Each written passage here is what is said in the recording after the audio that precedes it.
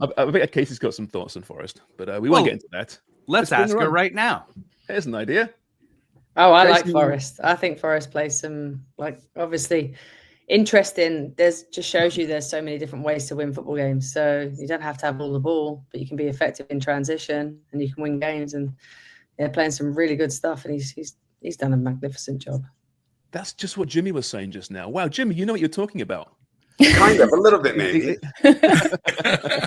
But yeah, Nuno's going to be manager of the year, isn't he, at this point? Unless it's a terrible end of the season, you got to think he gets it. Oh, absolutely. Yeah, the players that they've got, what he's been able to do with a squad that's pretty much the same as previous year is incredible. Anyway, Casey, welcome to the Footy Prime. Thank you for having me. And congratulations on the new gig. Thank you. Exciting. And you're sporting the little crest already. You've got your gear. They've set you out. I have. Yeah. It's amazing. So it needs to be a bit bigger. Well, Casey, welcome to Canadian soccer, right? It's a wonderful place. We love it. It's been a trying time the last couple of years, perhaps, but overall on the pitch, it's been brilliant. I've got to ask you, what is the perception of Canadian football, Canadian soccer outside of Canada, specifically in Europe? Yeah, I think obviously for the women's team, the perception's extremely positive because they've produced so many good players. They've had success at Olympic level. They've done well in World Cups to a degree. So I think in terms of the women's team, and I've been immersed in women's football generally. So I think the perception of Canadian soccer is that they are able to do a lot, sometimes with not as many resources as other countries. And is there a perception of what the typical Canadian football player looks like? We've got Amy Walsh here, of course. We got, who played a certain style of football, very hard-nosed, midfield. Very aggressive. Winner. Yeah, very aggressive, right? Belligerent and organized. Belligerent and organized. Yeah, we're talking about right there, Sharps. Very touch tackle.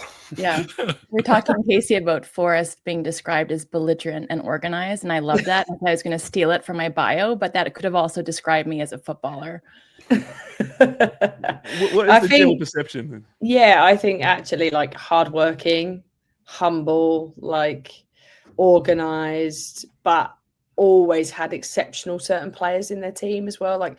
I played against Charmaine Hooper, who was really good. I played against Christine Sinclair, who would just score goals out of nowhere. And then you have they had Jessie Fleming coming through when she was really young. So they've always had that kind of hard-working, resilient, hard-to-beat element, but they've always had some exceptional talents in their team that can, hurt you at any time as well. So nothing like Brazilians. Not quite, no. Not yet. Not yet. Hey, Amy, did your careers obviously overlapped somewhat. Did you guys play each other ever? Do you know?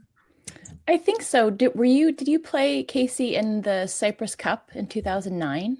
Yes, I would have done. You guys won that. We lost to you guys in the final. Yes, I would have done. Yeah. I remember because we then went to the final in the Euros and got beat badly by Germany. So yeah. So a little bit of a crossover, but we didn't play England a tremendous amount throughout my career. No, I remember it always being super competitive, but we didn't. If it wasn't in Cyprus Cup, we played. Obviously, the big ones were the Olympics in 2012, where Canada dumped us out, and then the big one in 2015 where we did the reverse in the Home World Cup. But what was that like, Casey, in the Olympics when you played in 2012 under the Great Britain flag? I mean, that was something very different. How was that put together, that team? Well, it was qualified through England. We could have actually gone to far more Olympics. We actually qualified for the 2008, but we didn't go because of the England, Northern Ireland, Scotland, Wales politics around FIFA votes. So we didn't go. We also qualified for 2016, didn't go. So 2012, there was no choice. It was we have to put a team in. We're hosting. It was absolutely incredible. It was one of the best experiences I've ever had in my life, playing in a home Olympics in London. I think we had 72,000 when we played Brazil at Wembley. It was also the lowest point in my career when Canada beat us, because I just genuinely thought at that point we were on such a kind of crest of a wave that if we could have done well in the Olympics and won, I knew what that could have done for the women's game in our country. So it was disappointing that we kind of got to quarterfinals and got knocked out. I'm sorry, I thought you were jumping in there. No, sorry. Oh, I can do. I have a bunch of questions. Okay, you go right out. No, but I mean, you're talking about if you'd won, then that could have been a catalyst for change. And on the presser, you were talking about the WSL and what that's done for the growth of the women's game in England and for the bump that it gave to the national team.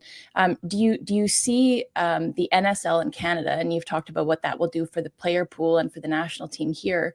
But have you seen the growth yet in England in terms of the ecosystem and the representation of women, not only in leadership positions and executives and coaching and refereeing, but everything that it means for the game, and then what it means really for the younger generation to see those women not only on the pitch, but in important positions off the pitch?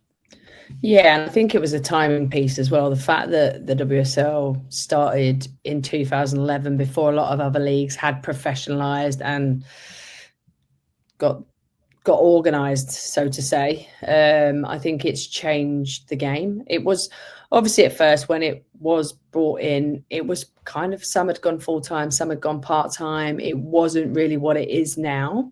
I think off the back of 2015, the success there and the bronze medal and what that did for the league, obviously it works both ways. I think if the national team does well, it does really well for the league. And if the league does well, it does good for the national team. So it works both ways, but I think you're right. I think, do I still think there's more to be done? Yeah, there's not enough female coaches in the game.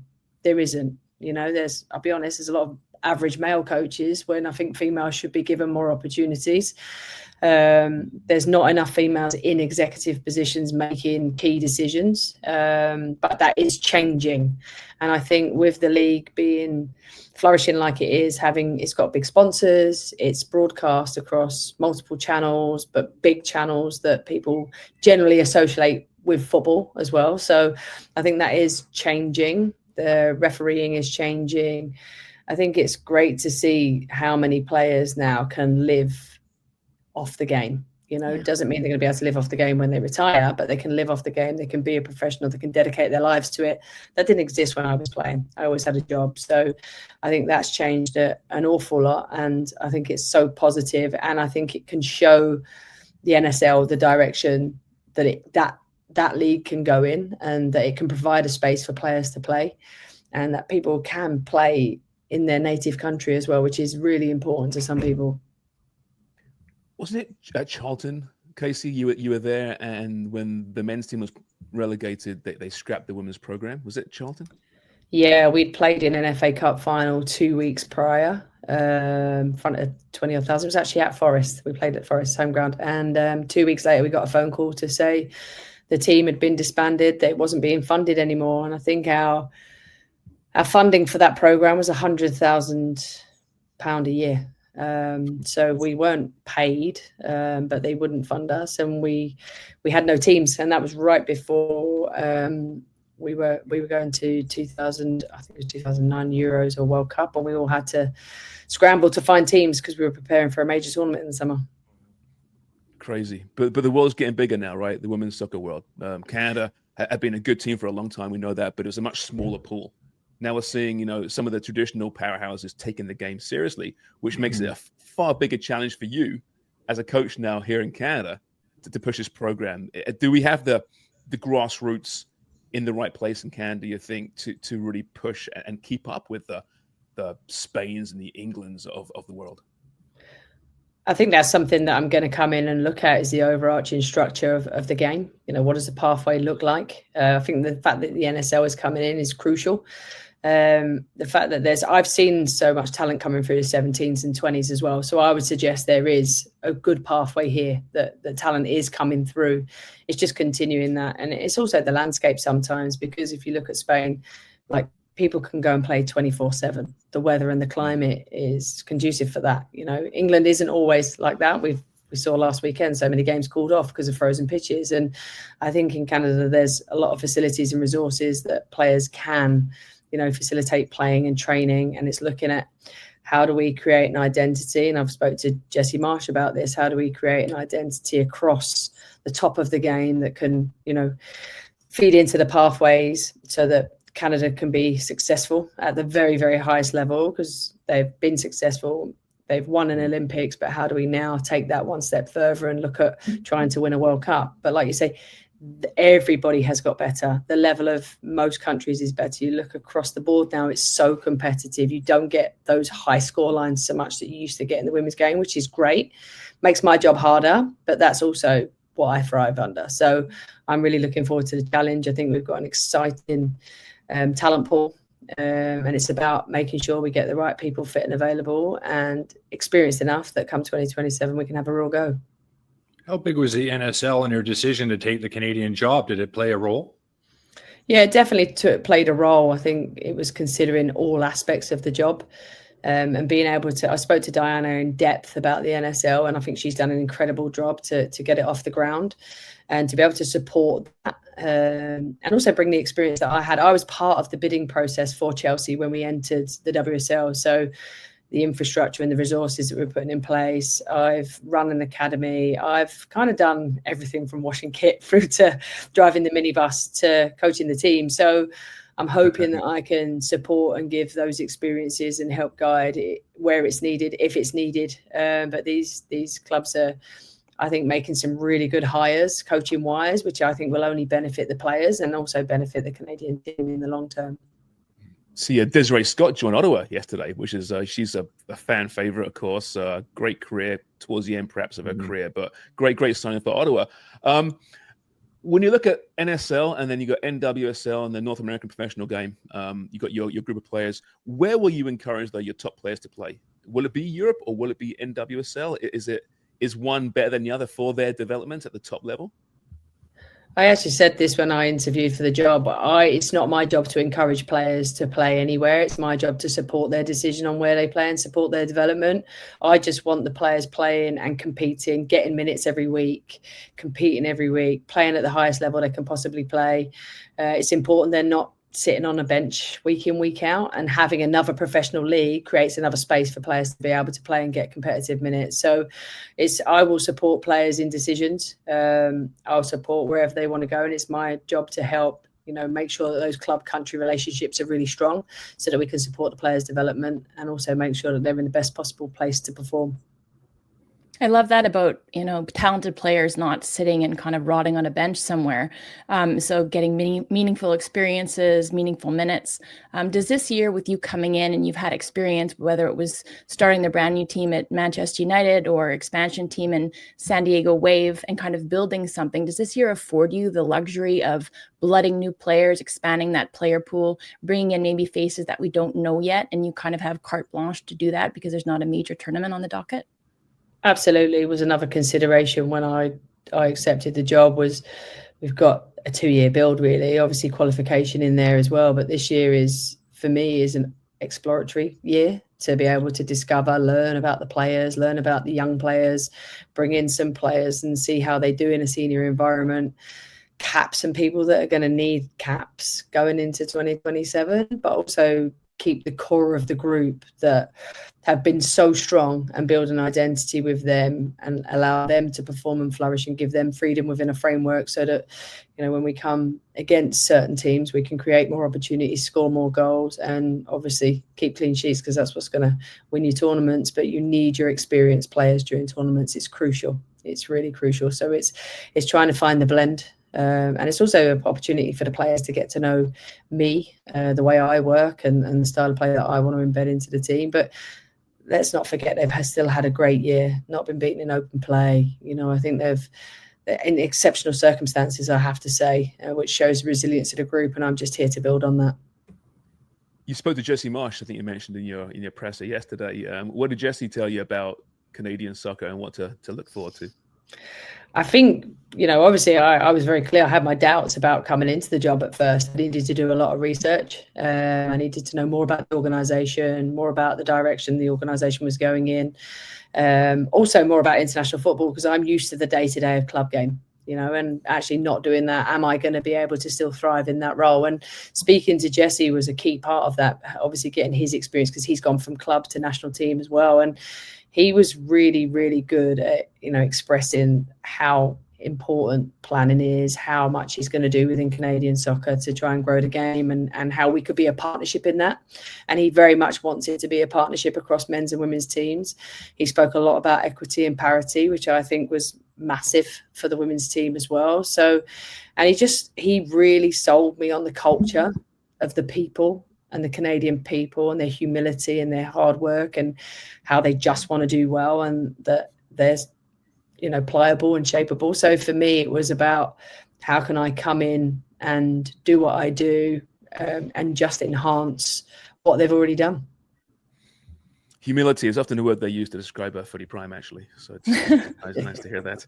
Just he didn't mention us, did he? He didn't say, "Oh, no. You've got to jump on that media outlet, Footy Prime." He never said. I'm sure Kevin Blue did, though. I'm sure. Yes, of course he did. Yeah, Casey, every new face in Canadian football, we have a little segment which Dan takes care of. It's called "Getting to Know You." It's a rapid fire type of session. I apologize in advance for the questions. I don't know what they are. It's all Dan Wong's doing here. But Dan, it's your time to shine now, pal. Take over. And we are now playing Get to Know Me on Footy Prime with Casey Stoney. And this is the condensed version. Usually we go with 9 questions. We're going to do 6. So first question, Casey. You're at home and watching Netflix. What type of movie are you watching? Documentary, thriller, rom-com, or drama? Documentary. It's vacation time and you're exploring Canada. What's your ideal holiday? Lakeside cottage, maritime beach, Rocky Mountains, or stay-home city adventure? Maritime Beach. You have a role on a TV show, and for the role, you need to add 30 pounds. What's your go-to junk food?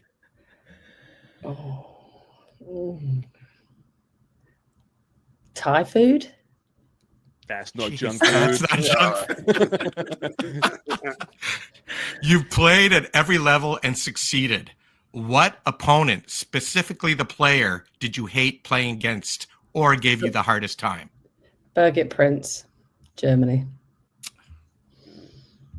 Women's Euros next year and England is knocked out. Who do you cheer for? Wales. Yeah. Hey. And finally, I'm sorry to put you in this position. It's a political question.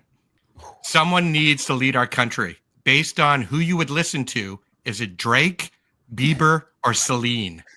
Celine.